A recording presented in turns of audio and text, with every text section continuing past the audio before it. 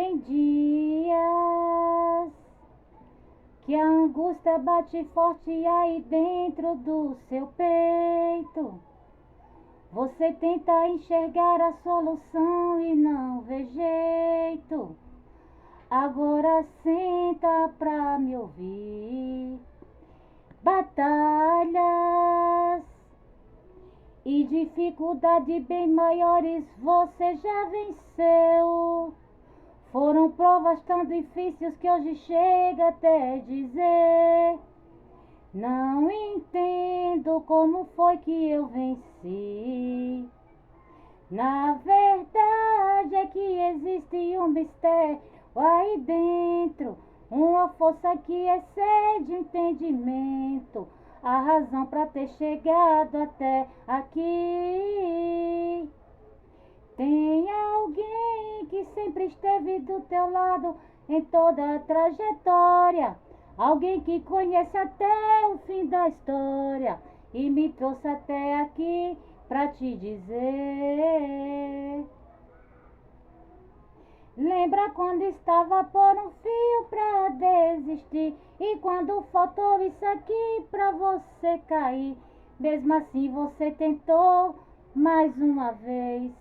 Era a mão de Deus, era a mão de Deus segurando a sua mão pra você não cair. Você não chegou até aqui pra desistir, então não tem por que chorar, volte a sorrir.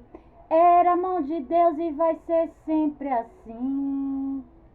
Era a mão de Deus e vai ser sempre assim.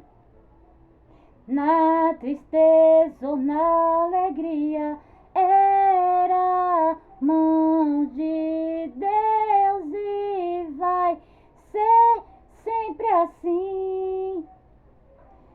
Na tristeza ou na alegria, era a mão de Deus e vai ser sempre assim. Oh, glória!